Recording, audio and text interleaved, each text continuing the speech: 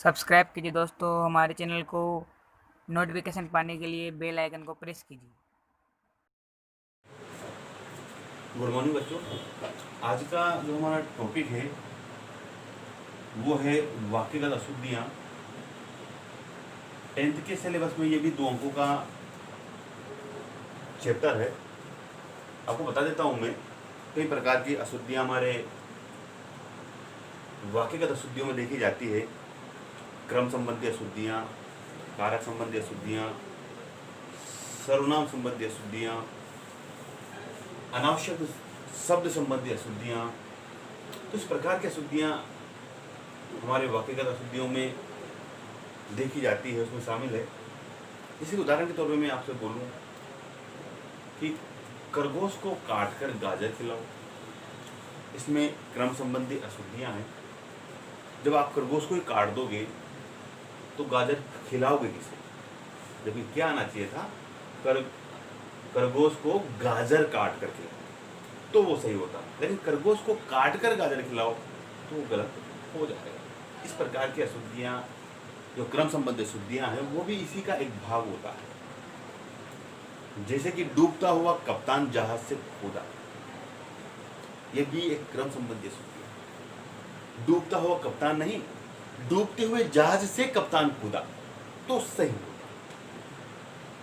इस प्रकार की अशुद्धियाँ हैं। जैसे कि बच्चे को प्लेट में रखकर खाना खिलाओ। अब जब आप बच्चे को ही प्लेट में रख दोगे तो खाना कहाँ रखोगे? आना ये चाहिए था कि बच्चे को खाना प्लेट में रखकर खिलाओ तो सही था।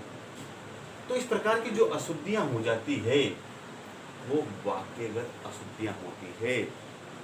जैसे कि चाय में कोई गिर गया। अरे भाई, कोई हाथ थोड़ी गिर गया, उसमें गलत तो हो जाएगा। वो कोई जो है बड़े शब्दों के लिए प्रयोग में आता है। चाय में कुछ गिर गया तो सही होगा। अगर मैं कहूं दरवाजे पे कुछ खड़ा है, गलत हो जाएगा, सर्वनाम संबंधी। दरवाजे पे कोई खड़ा है तो सही है। तो कई प्रकार से हम लोग इन चीजों को जाने कि सर्वनाम संबंधी अशुद्धियाँ क्या होती है, अनावश्यक शब्द संबंधी अशुद्धियाँ क्या होती है, विशेषण संबंधी अशुद्धियाँ क्या होती है, कारक संबंधी अशुद्धियाँ क्या होती है। तो उन्हीं चीजों को समझने के लिए जो इसी का एक भाग है, अनावश्यक शब्द संबंधी अशुद्धियाँ। नाम से ही विदित है अनावश्यक, जिसकी आवश्यकता नहीं है, ऐसे शब्दों का प्रयोग जब हम अनर्गल तरीके से, बेबाक तरीके से वाक्य में कर देते हैं तो वहां जो त्रुटि होती है वो होती है अनावश्यक शब्द संबंधी अशुद्धि। कहने का तात्पर्य मेरा ये है कि शब्द में कई बार वाक्य में एक ही शब्द से काम चल जाए, दूसरे शब्दों को हम बिना कारण के उसे प्रस्तुत करते हैं तो वहां पर जो अशुद्धियां होती है वो अनावश्यक शब्द संबंधी अशुद्धि। जैसे कि बताऊं आपको, मुझे केवल मात्र एक पेन चाहिए। केवल और मात्र, यहाँ आना ये चाहिए था मुझे मात्र एक पेन चाहिए या मुझे केवल एक पेन चाहिए, लेकिन यहाँ पर उसने अनर्गल तरीके से केवल का भी प्रयोग किया और मात्र का भी प्रयोग किया। इस वजह से कहा जा सकता है कि इस शब्द की आवश्यकता नहीं थी या फिर इस शब्द की आवश्यकता नहीं थी। इन दोनों में से किसी एक शब्द से कार्य पूरा किया जा सकता था, काम चलाया जा सकता था, लेकिन नहीं हुआ। दोनों शब्दों का जब प्रयोग हुआ तो यहाँ पर जो त्रुटि हमसे हुई है वो अनावश्यक शब्द की हुई है। अनावश्यक का मतलब होता है जिसकी आवश्यकता नहीं। दूसरा उदाहरण देखिए कि भोजन बनाने की व्यवस्था का प्रबंध करें। अब ये सही क्या हो सकता था, या तो व्यवस्था आता या प्रबंध आता। जैसे कि भोजन बनाने की व्यवस्था करें, या फिर ये आना चाहिए था कि भोजन बनाने का प्रबंध करें, लेकिन उसने व्यवस्था भी इसमें डाला हुआ है और प्रबंध भी डाला हुआ है। दोनों में से एक अगर होता तो ये पूरी तरीके से शुद्ध वाक्य होता, लेकिन यहाँ अनर्गल तरीके से दोनों शब्दों का प्रयोग इस वाक्य में कर दिया गया। इस वजह से यहाँ जो अशुद्धि हुई है वो अनावश्यक शब्द। उसी प्रकार से मैं मंगलवार के दिन व्रत रखता हूँ। या तो ये कहता मैं मंगल के दिन व्रत रखता हूँ तो सही था, या मैं मंगलवार का व्रत रखता हूँ तो सही था। वार का मतलब भी दिन ही होता है। इन दोनों में से एक आना चाहिए, लेकिन दोनों का प्रयोग जो त्रुटि ला देता है वो होती है अनावश्यक शब्द। तो आपके दिमाग में अगर इस प्रकार का वाक्य है जहां दो शब्द आ रहे हैं तो वहां पर निसंदेह वो अशुद्धियां ही होंगी और अशुद्धियों का नाम होगा अनावश्यक शब्द होंगे अशुद्धि। माली पौधों को सींच रहा है, ये सही होता, लेकिन उसने कहा पानी से।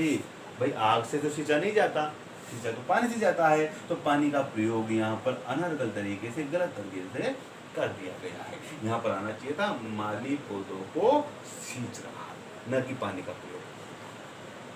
उसी प्रकार से उसी क्रम में आपका नाम श्री मनोज जी है, या तो श्री का प्रयोग होता या जी का। आपका नाम मनोज जी है तो सही होता, आपका नाम श्री मनोज है तब भी सही होता, लेकिन दोनों का प्रयोग इस वाक्य में त्रुटि ला देता है, और त्रुटि जो होती है वो है अनावश्यक शब्द संबंधी। ये पहला था। वाक्यगत अशुद्धियों में हमने पहला पढ़ा था कि वाक्य में अनावश्यक शब्द जब आ जाते हैं जिनकी आवश्यकता नहीं होती है, वहाँ जो त्रुटियां वाक्यगत देखी जाती है वो अनावश्यक शब्द संबंधी देखी जाती है। अगला चैप्टर इसी का एक पार्ट जो है सर्वनाम संबंधी अशुद्धि। पहले तो सर्वनाम कहते किसे हैं? संज्ञा के स्थान पर प्रयुक्त होने वाले शब्द जो होते हैं वो सर्वनाम कहलाते हैं। अब यहाँ पर पहला जो उदाहरण है वो देख लेते हैं। आप तो आए, तुम्हारी पत्नी नहीं आई। अब आपकी जगह तुम्हारी शब्द का प्रयोग किया है। आप एक सम्मान सूचक शब्द है, तुम्हारी जो शब्द है वो बराबर वालों के लिए किया जाता है। तो आपका प्रयोग करते हुए दूसरी बार भी आपका ही प्रयोग होना चाहिए था। तो आप तो आए, आपकी पत्नी नहीं आई, ये तो सही होता, लेकिन आप तो आए, तुम्हारी पत्नी नहीं आई, ये गलत हो जाए। इस प्रकार से अगला है चाय में कोई गिर गया है। कोई, मैंने आपसे कहा लिखा हुआ है कोई शब्द का प्रयोग बड़ी व सजीव वस्तु को लिए होता है। अब चाय है, छोटा प्याला, प्याले में चाय है, छोटे प्याले में कोई बड़ी वस्तु नहीं गिर सकती। तो यहाँ आना क्या चाहिए था? चाय में कुछ गिर गया है। छोटी वस्तुओं के लिए, निर्जीव के लिए कुछ का प्रयोग। जैसे दरवाजे पे कुछ खड़ा है, या मच्छर पे गलत होगा। दरवाजे पे कोई खड़ा है, ये सही होता, क्योंकि बड़ी वस्तुओं के लिए और सजीव वस्तुओं के लिए कोई का प्रयोग होता है। ये गलत हो जाएगा। दरवाजे पे कुछ खड़ा है, कुछ नहीं आएगा, क्या आना चाहिए था? कोई खड़ा। ये है सर्वनाम संबंधी अशुद्धि। अगला, राम और राम के पिताजी बाजार जा रहे हैं। जैसे कि ये सर्वनाम संबंधी अशुद्धियां हैं। राम एक संज्ञा शब्द है और इसके स्थान पर हम जब सर्वनाम का प्रयोग करते हैं तो राम और राम की जगह हम उसके शब्द का प्रयोग करते हैं, जैसे कि यहाँ लिखा हुआ है। तो राम और उसके पिताजी बाजार जा रहे हैं, यहाँ उसके शब्द आना चाहिए था, न कि दोबारा संज्ञा का प्रयोग होना। कोई कार्य करना है। अब कार्य एक निर्जीव की ओर संकेत करता है, तो यहाँ कोई शब्द का प्रयोग नहीं होता। कुछ कार्य करना है, कोई कार्य करना है, ये गलत हो जाएगा। कुछ कार्य करना है। तो इस प्रकार की जो त्रुटियां होती हैं, उन त्रुटियों को सर्वनाम संबंधी अशुद्धियों के अंतर्गत शामिल कर दिया जाता है। तो अगर आपको सर्वनाम संबंधी अशुद्धियां दिखती है तो उसका नाम जो होगा वो होगा सर्वनाम संबंधी अशुद्धि। प्लीज लाइक कर दीजिए, सब्सक्राइब कर दीजिए और बेल आइकन को प्रेस कर दीजिए। देखने के लिए धन्यवाद।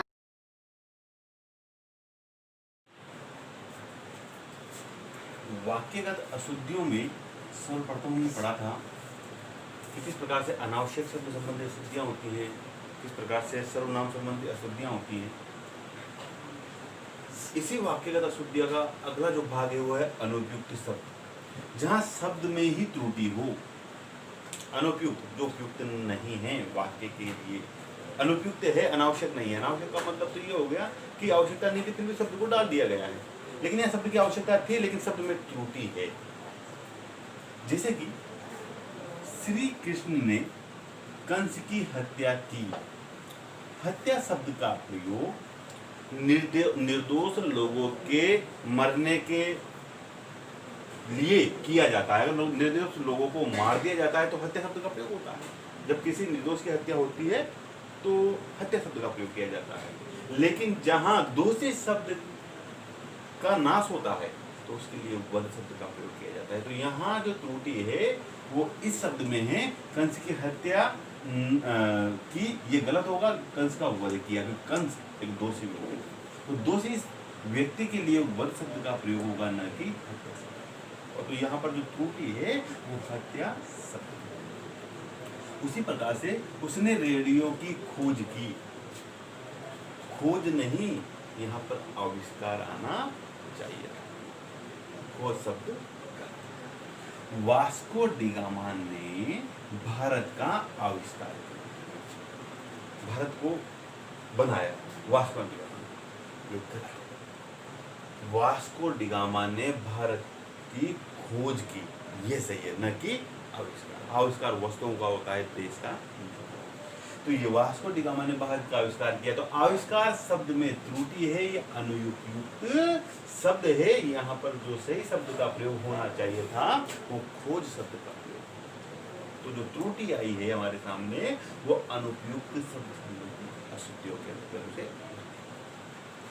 यहां से भक्तों का गिरोह जा रहा है। गिरोह डाकुओं का जो समूह होता है उसके लिए गिरोह शब्द का प्रयोग किया जाता है। जैसे कि अंगूर का जो समूह होता है उन अंगूर के समूह के लिए गुच्छे शब्द का प्रयोग किया जाता है। अगर लड़कियों की संख्या अत्यधिक हो तो भीड़ शब्द का प्रयोग किया जाता है, और जानवरों की संख्या अत्यधिक हो तो उसके लिए झुंड शब्द का प्रयोग किया जाता है। अगर भक्तों का समूह हो तो उसके लिए जत्था शब्द का प्रयोग किया जाता है। अगर ऊंटों का समूह हो तो उसके लिए काफिला शब्द का प्रयोग किया जाता है। चूंकि यहाँ समूह जो है वो भक्तों का है, न कि डाकुओं का। अगर डाकुओं का समूह होता तो गिरोह शब्द सही था, लेकिन यहाँ है कि यहाँ से भक्तों का समूह जा रहा है तो समूह के लिए जत्था शब्द का प्रयोग होगा। जो शब्द है वो अनुपयुक्त है, वो उपयुक्त नहीं है। आप लिख ले, मैं आपको लिखा देता हूं, आप अपने बुक में नोट कर ले कि भक्तों का समूह जत्था कहलाता है। पहला लिखिए आप, भक्तों का समूह जत्था कहलाता है। डाकुओं का समूह गिरोह कहलाता है। डाकुओं का समूह गिरोह कहलाता है। लड़कियों का समूह भीड़ कहलाता है। लड़कियों का समूह भीड़ कहलाता है। अगला लिखें आप, जानवरों का समूह झुंड कहलाता है। जानवरों का समूह झुंड कहलाता है। बच्चों का समूह टोली कहलाता है। अब आ जाए कि बच्चों का झुंड जा रहा है, गलत हो जाएगा। क्या आना चाहिए था वहां पर? बच्चों का की टोली जा रही है। तो इस प्रकार की गलतियां आप पकड़ें। इसी वजह से मैंने आपको दिखाया कि समूह जो जानवरों का होता है उसे क्या कहा जाता है, भक्तों का होता है उसे क्या कहा जाता है, और डाकुओं का होता है उसे क्या कहा जाता है, ऊंटों के समूह को काफिला कहा जाता है। अगर आ जाए कि ऊंटों का झुंड जा रहा है, गलत हो जाएगा। ऊंटों का काफिला जा रहा है, ये सही। तो इस प्रकार से आप गलतियों को पकड़ें। आप बार बार वीडियो को आगे पीछे लेकर के जो मैं बात को कह रहा हूँ वो आप लिखोगे में लिखिए। सुनो आगे, जानकी देवी बाजार जेडीबी कॉलेज के बाहर लड़कियों का झुंड है। अब झुंड तो जानवरों का होता है, लेकिन यहाँ पर लड़कियों का दर्शाया गया है तो ये गलत हो जाएगा। लड़कियों की भीड़ है, ये सही।